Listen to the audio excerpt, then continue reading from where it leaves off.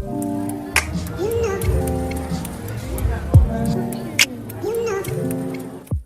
am the founder and owner of Lady Sweet. We are one of the first plant-based, doctor-approved intimate care brands that support daily comfort and sexual confidence.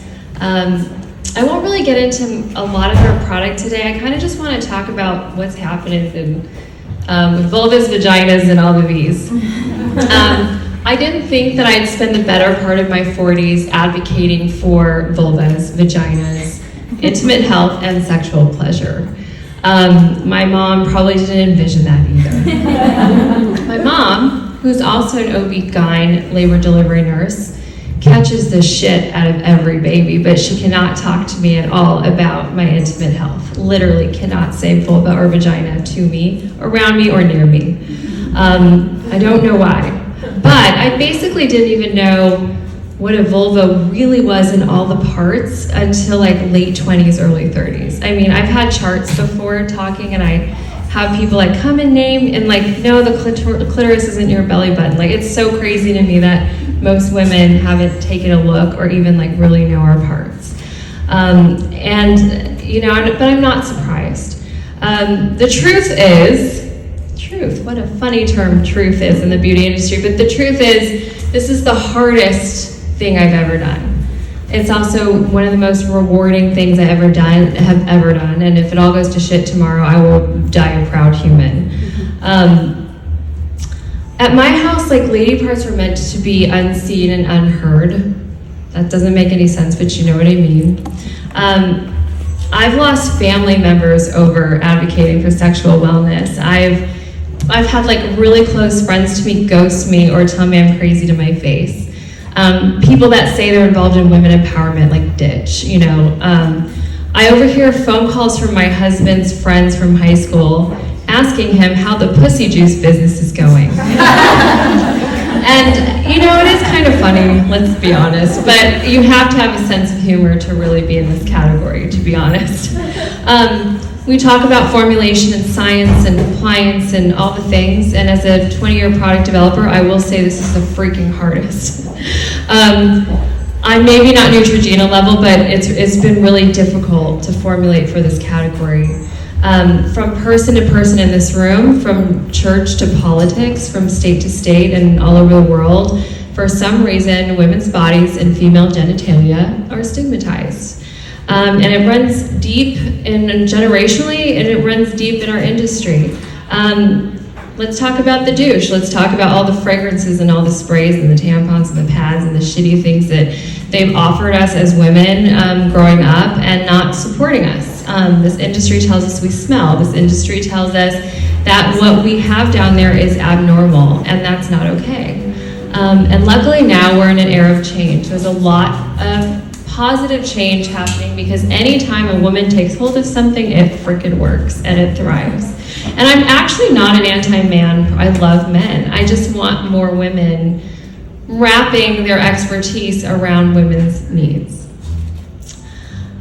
Okay, lady parts, vaginas, vulvas, they are pleasure spots. They are sexy, they are awesome, they are beautiful, but they also can be giant sources of irritation, discomfort, and pain.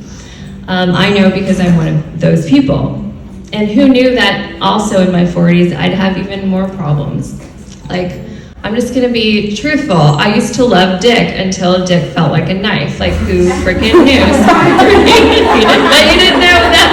He's like, yeah. I'm like, no, actually, it's not that you're giant even than yesterday. It's just, no, you're amazing. Oh, there he is. Are giants. But the thing is, when you are in the dark about your vulva, your vagina, your breast health, you're so disconnected from your holistic health. I had my first breast cancer scare this year. I got a colonoscopy on Monday, like, what the hell is happening? But these are the things that are important, and these are the things that lip gloss can't help, and I love lip gloss. I always say I should have started a freaking lip gloss line. It would have been a lot easier. And I also think that these parts of us are truly centers of creativity. They're centers of art, like we're talking about energy, divine energy. When that's out of sorts, everything's out of sorts. So here are some of the things that I wish and I hope to see change when it comes to the intimate health, sexual wellness, feminine intimate care, feminine hygiene. I don't even know if you're allowed to say feminine anymore, but point is, this is what the industry calls this sector.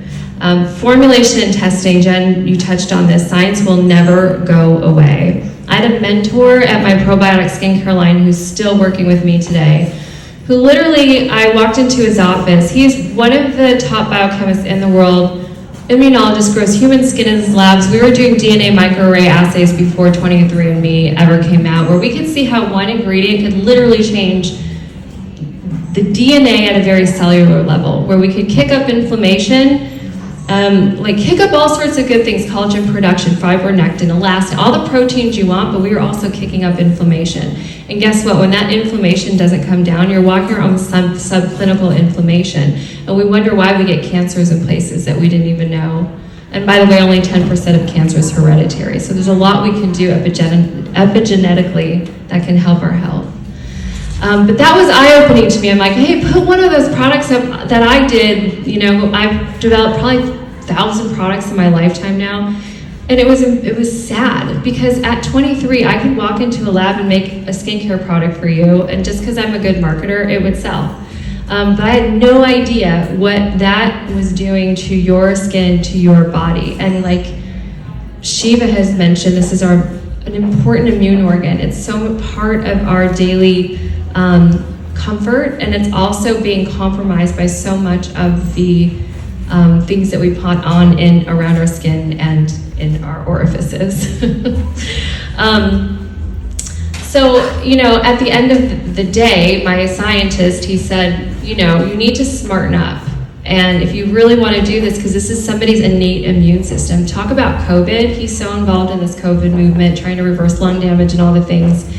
You know, we don't remember that this is such a big part of our immune system. So ingredients, like we throw around words like, we've been playing with probiotics now since 2009.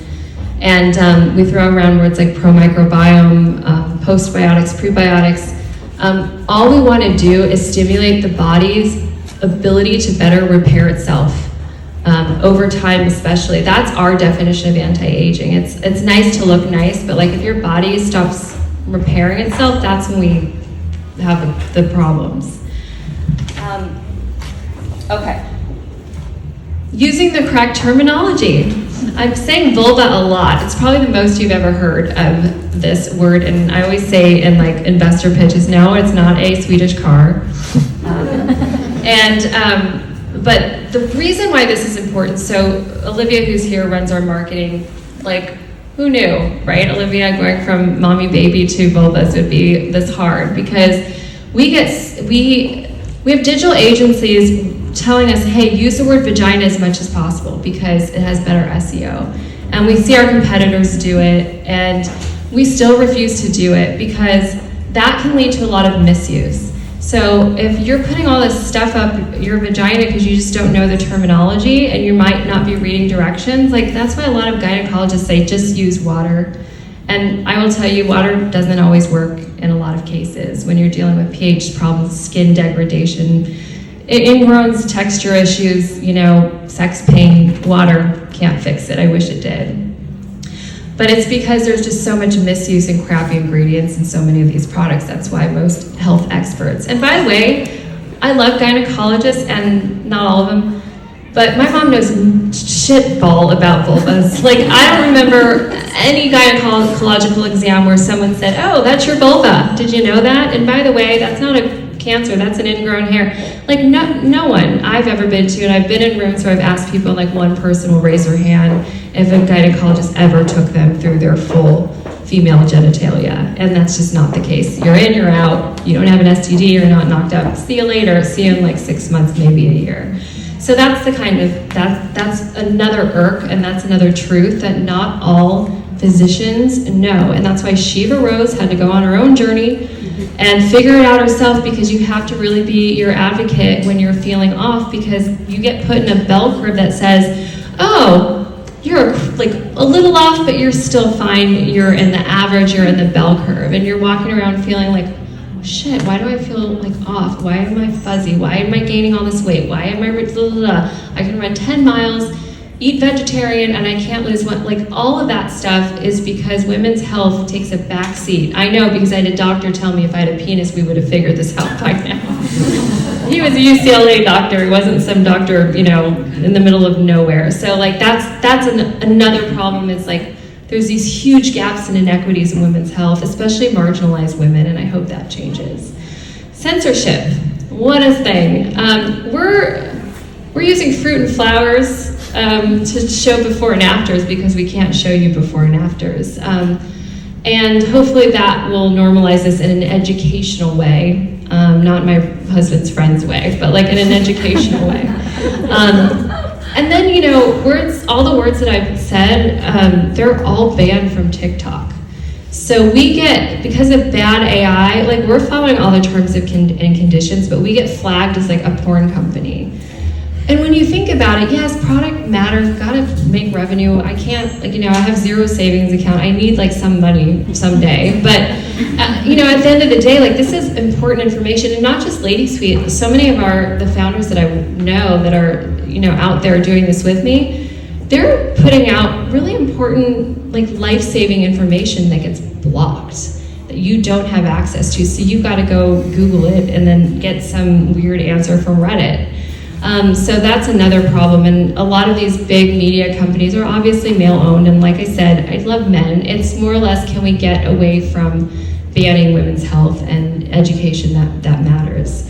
And I understand there's constraints with kids looking at things and stuff, but there's got to be better ways. Last but not least, venture capital. You know, to make it in this brand, especially today, we were talking, Allison and I were talking, Allison's like, if you don't know Allison, you need to know her. She's in the back, like, second to say hi. She is one of the people that, as a product developer, I super respect, because a lot of what she puts out there is the truth. So FYI, follow Allison. It's a boys club, and, you know, being a minority woman, raising money for an intimate care brand and talking about vulvas and vaginas is like bringing like a house cat to a pit bull fight. It's like, it's really hard, especially when we first started. It's getting better now. I have one of our investors in the room, Cassandra, she's here, who really just got it. And I want to see more women in the investor game, but when you're doing something that's not traditional, I have to like shake myself and remember that the traditional ways may not be the thing. And hopefully that catches on soon. Like I said, I have other founder friends that are struggling raising capital, and this needs to change. One of the most successful sexual wellness companies right now, I had the privilege of talking to the founder, who has raised like $10 million in VC in Sephora. I won't mention. She's like, you know what, change your pitch, make it golf terms, like use sports analogies, you know, and that's not bad advice, because I have to remember, even talking to all of you, you might not be as far as I am on a journey in intimate health, so I might have to soften it, but because we're telling the truth today, I'm just all out. But usually I probably would have coaxed you into these words, and I have to coax people into that. But then when we talk about Viagra and erectile dysfunction and penises and brands like Hims, like, it's amazing. You can say 1-900-GET-HARD on TV, but if you say 1-900-GET-WET, you're like, you get banned. So bottom line, with people like you, Nicole, and retailers like Citrine, who couldn't be here, you know, that's what's gonna make this industry better. It's the more acceptance of people trying to do right by women and marginalized people or underrepresented transgender. Like, there's so many people that are trying to find solutions and trying to find themselves in your brands. I just can't wait for the day where QVC has an entire show dedicated to femtech, femcare, vibrate, all of the things, and not at some weird hour of the night, like 3 a.m. 3 a.m. because, you know, there's absolutely no beauty in being uncomfortable down there or anywhere, and that's the truth. So thank you.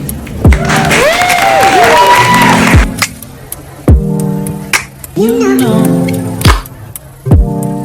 I begin to